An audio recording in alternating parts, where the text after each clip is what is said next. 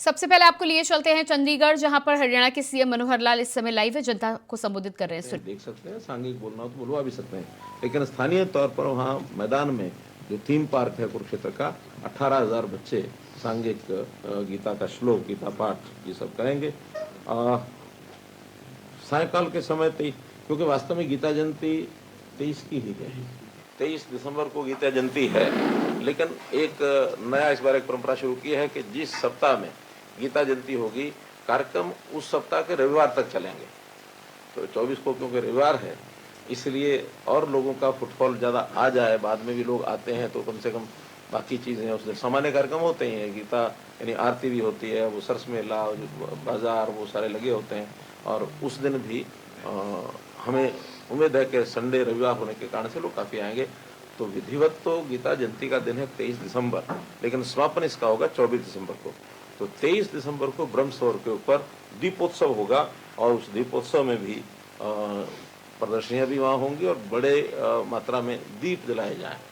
तो उसकी संख्या तो कोई निश्चित किएगा नहीं, ये कोई अभी नहीं। क्या केडीबी ने कुछ किया? 1 लाख के करीब दीप वहाँ जलाए जाए। अलग अलग संस्थाओं को कहा जाता है, उनको घाट और उनका एरिया बांट दिया जाता है कि वो अपने एरिया में आकर के कोई 1,000, कोई 2,000, कोई 3,000 जितने दीपक वहाँ जलाना चाहें वो ला के अपने अनुयायियों को लाते हैं, या कुछ विद्यालय कॉलेज वो भी होते हैं, अपने बच्चों को ला कर शाम को, और एक अच्छा दीपावली का जो माहौल होता है वो दीपोत्सव का कार्यक्रम 23 तारीख को होगा। एक ऑनलाइन गीता प्रश्नोत्तरी जो वास्तव में 26 नवंबर से शुरू हुई थी और वो 6 दिसंबर कल तक चलने वाली है, और उसके अंदर भी लगभग जो ऑनलाइन उनका रजिस्ट्रेशन हुआ है 70,000 लोगों ने उसमें अपना रजिस्ट्रेशन कराया है, वो उसमें भाग ले रहे हैं। अब उसका स्वरूप क्या है गीता प्रश्नोत्तरी का, बताएंगे आप क्या है? उसमें ऑनलाइन माध्यम से भी स्टूडेंट्स के लिए और वयस्कों के लिए अलग अलग प्राइज रखे गए हैं, इसमें 5 प्राइज दोनों के लिए रहते हैं, और पार्टनर स्टेट आसाम के लिए इसी तरह से दोनों के लिए अलग अलग और, तो ऐसे 20 प्राइज जो है प्रतिदिन। बहुत अच्छी बात है कि 26 से लेकर 3 तारीख तक जो गीता के श्लोक का भाग उसमें लेते हैं ऑनलाइन, तो उसको उनको साथ में ही डिक्लेयर करके उनको प्राइज बाद में भेजते हैं। ठीक है। इसी प्रकार इस बार एक गीता मैराथन ये भी कराई गई कुरुक्षेत्र के अंदर 3 तारीख को, उसका क्या परिणाम रहा है? उसमें पार्टिसिपेट किए भी 1000 टोटल पार्टिसिपेंट्स थे, तो उसमें 5 प्राइज उनके 31,000, 21,000 और 11,000, और 11,1100 के 4 पुरस्कार। तो ऐसे महिला और बहुत ही अलग दौड़, मैराथन दौड़ 5 किलोमीटर का लेडीज के लिए और 10 किलोमीटर नहीं, वो तो पार्टिसिपेंट्स को बढ़ाने के लिए होता, नाम है गीता मैराथन। 5 उत्सव के नाम पे मोबिलाइजेशन होती है, जैसे आखिर हम प्रदर्शनियां भी लगाते हैं उसमें। नहीं, 5 किलोमीटर महिलाओं के लिए, 10 किलोमीटर पुरुषों के लिए, और एक अब जैसे हर चीज का एक थीम होता है। हमने मैराथन कराई नशा मुक्ति के लिए भी कराई, हमने बेटी बचाओ बेटी पढ़ाओ के नाते एक पिंकाथन भी कराई थी, तो ऐसे ही सेफ ड्राइव ऑन रोड ये कराई थी, साइक्लोथॉन कराया हमने 1 सितंबर से 25 सितंबर तक नशा मुक्ति के विरोध, यानी उसमें नशा मुक्ति के फेवर में। तो इस प्रकार के अलग अलग जो ये कार्यक्रम होते हैं, कई बार उसका एक थीम होता है। तो गीता महोत्सव एक थीम दे करके, और गीता मैराथन तो 10 किलोमीटर पुरुषों के लिए, 5 किलोमीटर महिलाओं के लिए, और उसमें प्राइज रखे, लोग खुशी से भाग लेते हैं। वास्तव में तो ये कार्यक्रम एक रिक्रिएशनल होते हैं, इनका कोई डायरेक्ट विषय के साथ वैसा जुड़ाव नहीं होता, लेकिन लोग आते हैं, अपने जो रेगुलर दौड़ने वाले होते हैं वो भी आते हैं, ज़्यादातर तो वही आते हैं जो प्रातःकाल सवेरे सवेरे बिना मैराथन के भी दौड़ लगाते हैं। ऐसे बहुत होते हैं शहरों में।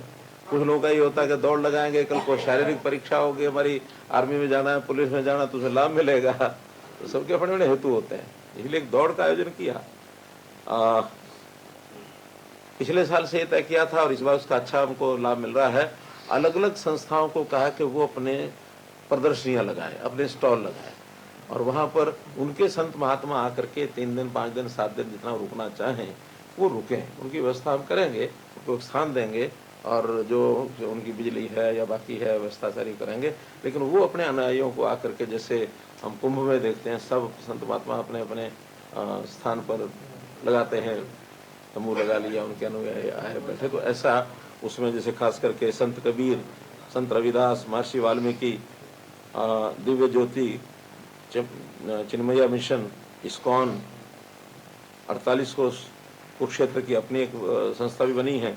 तो ऐसे सब संस्थाएं इन्होंने हमसे स्थान मांगा है और वो आकर के अपना अपना प्रदर्शनियां लगाएंगे, उनका आयोजन करेंगे। गीता पुस्तक मेला, इसका भी एक आयोजन किया गया है, जिसमें 25 से अधिक संस्थाएं हैं जो प्रकाशक हैं। वो गीता को अलग अलग प्रकार से जैसे भी टिप्पणी लिखते हैं उसमें उसका सार लिखते हैं, अपने अपने प्रकार से वो उसमें पुस्तकों को वहाँ पर प्रदर्शन वो करते हैं। वहाँ पर बच्चों के लिए, महिलाओं के लिए, या जो लोग फन फेयर में भाग लेते हैं, स्पोर्ट्स में, एरो स्पोर्ट्स, जैसे इस बार वो आया ना कि हमने पैसा उनसे लिया है, बैलून वो तो पिजोर गार्डन नहीं, एक वहाँ भी कह रहे ना कि ठेका उठा है किस चीज का, झूलों का है। हाँ, तो झूले भी अपने आप में वो भी फन फेयर ही है। तो ऐसे फन फेयर मेलों में ये सामान्यतः चलते हैं, आज से नहीं चलते, प्राचीन समय से। जब छोटे होते थे तो दशहरा मैदान, दशहरे का जो मेला लगता था उसमें वो बैठ करके वो झूला झूलते थे, गोल चलते थे। तो ऐसे सब फन फेयर, इसका भी एक वहाँ व्यवस्था, पैराग्लाइडिंग, इसकी व्यवस्था। अभी जो हॉट एयर बैलून की व्यवस्था तो केवल पिंजौर में की है। अब वो थोड़ा सा कॉस्टली है, इस नाते से इन मेलों में शायद उस प्रकार की नहीं उसका रिस्पांस मिलेगा। लेकिन जो सामान्य झूले होते हैं वो झूले झुलाने वाले, और वहाँ पर बैलून का भाई किया है इसका। कहाँ आया है कोई? चलिए, अच्छी बात है। वहाँ पर जो कलाकार हैं, रंगोली है, क्ले मॉडलिंग है, सांजी है, पॉट डेकोरेशन है, फैंसी ड्रेस है, झांकी, पोस्टर, पेंटिंग, इस प्रकार के भी जो कलाकारों के लिए एक व्यवस्था की गई कि वो अपनी कला के माध्यम से भी उसमें भाग लें। तो कुल मिलाकर आयोजन को धीरे धीरे और विस्तार दे रहे हैं, ताकि एक तो जितना ज़्यादा विस्तार देंगे, जितना ज़्यादा लोग आएंगे, पर्यटक आएंगे, उतना अपना छोटा मोटा बिजनेस व्यापार करने वाले लोग भी आते हैं। वो आते हैं तो कंट्रीब्यूशन उनका भी होता ही है, कई चीज़ों का हम ऑक्शन करते हैं। और धीरे धीरे अब ये मेला आत्मनिर्भर, यानी आर्थिक दृष्टि से, अपने खर्चे की दृष्टि से सेल्फ फाइनेंसिंग इसकी हो रही है। और ये पहला वर्ष ऐसा है कि जो अनुमान खर्चे का लगाया है उतना इसमें रेवेन्यू इनकम भी आने वाली है, ब्रेक इवन होगा। शायद केडीबी को इस बार कोई सहयोग, ग्रांट आदि न देनी पड़े। वैसे हर वर्ष देते हैं, पहले वर्ष तो 3-4 करोड़ कितना, हाँ, पिछले बार 3.25 करोड़ था, हाँ, 3.5-4, वो तो डिपेंड करता है कितनी व्यवस्थाएं खड़ी होती हैं, ये सब बाद में लगता है। लेकिन इनके पास जैसा अब रेवेन्यू आया है, चाहे वो स्टॉल्स के पैसे आए हैं, चाहे जो फन फेयर का आया है, चाहे पार्किंग का भी ठेका उठाया है, तो अब जैसे जैसे उनको इनकम होती है उस हिसाब से अगली बार ज्यादा आते हैं। तो इस बार जो आया उनका ठेका बढ़कर के आया है, तो हमें लगता है कि इस बार शायद अपने पैरों पर ये मेला खड़ा हो जाए।